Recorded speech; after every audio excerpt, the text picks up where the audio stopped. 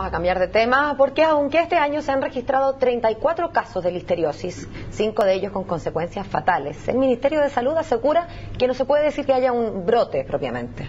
Claro, resulta que para prevenir este aumento, como se le ha llamado, de la enfermedad, la Seremi Metropolitana de Salud aumentó el número de fiscalizaciones. Bueno, ¿qué factores inciden en el contagio de esta bacteria? ¿Cómo se puede prevenir y cómo se trata? De hecho, precisamente vamos a conversar sobre este tema. Nos acompaña la académica de la Escuela de Salud Pública de la Universidad de Chile, Lorena Rodríguez, a quien le agradecemos estar junto a nosotros. Buen día, doctora. Buenos días.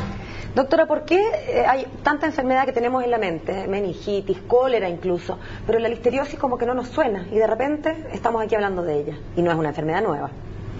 Bueno, efectivamente la listeriosis no suena en la gente, lo cual no quiere decir que no nos enfermemos de eso. Pasa que muchas de las enfermedades por listeria son enfermedades simples, cuadros gastrointestinales, diarrea, vómito, que pasan en 2 o 3 días y no producen mayor complicación. O sea, el típico me enfermé el fin de semana, comí como chancho, listo, pasó. Y nadie supo el agente bacteriano en este caso. Exactamente, uno le echa la culpa a que comió mucho, a que comió pesado, y en realidad es un agente bacteriano que está allí. Eso pasa en la población normal, en la población sana. ¿Y qué está pasando, perdón Germán, qué está pasando ahora que vamos con 34 a la fecha y con 5 personas muertas? Bueno, la listeria tiene una forma de presentación que es más grave, que es cuando esta enfermedad se hace sistémica, afecta a más de un órgano. Ya no se queda solamente en el sistema gastrointestinal, sino que pasa a otros órganos, incluso puede llegar a producir meningitis o septicemia, una infección generalizada que es bastante grave. Y eso ocurre cuando este germen ingresa a personas que tienen más factores de riesgo, por ejemplo, adultos mayores, inmunosuprimidos, personas con enfermedades crónicas, recién nacidos, embarazadas. Esos son población de alto riesgo, que cuando adquiere esta bacteria ya no le da el cuadro gastrointestinal sencillo y simple que le da a la mayoría de la gente, sino que un cuadro mucho más grave, y allí es cuando sale a la luz esta enfermedad. Ahora se habla de un porcentaje cercano al 30% de muerte. ¿Es tan cierto eso o no? O ese porcentaje incluso puede aumentar hasta 70%, dicen, dependiendo del grupo de riesgo. ¿Es tan así? Claro, depende de 2 cosas. Depende del grupo de riesgo y depende del tipo de listeria, que ya es una cuestión mucho más técnica, pero que se puede definir. Cuando afecta a personas más inmunosuprimidas, de mayor edad, que además tienen una enfermedad crónica y además es un tipo de listeria más agresiva, la tasa de letalidad es bastante alta.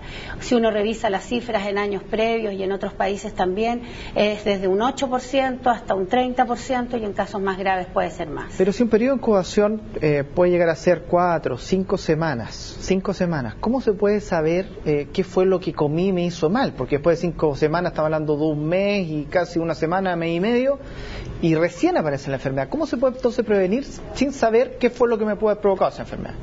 Bueno, 2 cosas. ¿Cómo se puede saber qué fue lo que me enfermó? Por una encuesta bastante detallada que los epidemiólogos están acostumbrados a hacer y que puede ser al resto de la familia. También tiene que ver con costumbres de la familia, familias que consumen, por ejemplo, estos quesos blandos, quesos azules, que los consumen frecuentemente, no es que lo hayan consumido una sola vez. Y entonces se puede tener un alimento sospechoso con una investigación bastante acuciosa y detallada. Incluso, doctora, perdón, los que venden en los supermercados que uno asume que vienen pasteurizados. Los que son pasteurizados no tienen problema, pero hay un tipo de quesos que son estos quesos blandos, que son los que tienen mayor riesgo de que pueda estar esta bacteria presente. También cuando la gente come carnes o pescados crudos, ahí también hay riesgo, o cuando no lava suficientemente bien las verduras, también ahí hay un riesgo. Entonces, la forma de sospecharlo tiene que ver con las costumbres de aquella familia, que no es lo mismo que la forma de prevenirlo. Eso le quería preguntar. Ahora no hablemos de la sospecha, hablemos de tratar de que no tengamos que sospechar, tratemos de no enfermarnos. Rápidamente, doctora, ¿qué podemos hacer? Bueno, primero el lavado de manos antes y después de cocinar. Las personas que manipulan alimentos tienen que tener mucho cuidado.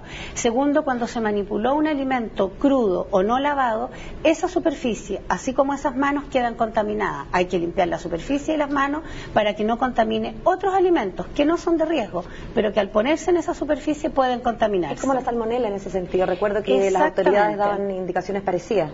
La verdad es que para las enfermedades que se transmiten por los alimentos son muy parecidas todas las indicaciones. Alimentos comprados en lugares reconocidos. Cuidados en la preparación en términos de lavado de manos. Comer las carnes y los pescados bien cocinados. Las cecinas también cocinadas. Las vienesas, por ejemplo, que algunas personas no las cocinan. El hervor es importante. No es lo mismo calentar en el microondas que hervir. Evitar alimentos que no sean de origen muy claro. O sea, es muy fácil prevenir, así que tenemos que poner los esfuerzos en eso. Muchas gracias, doctora, que tenga un buen día. Gracias a ustedes. Gracias.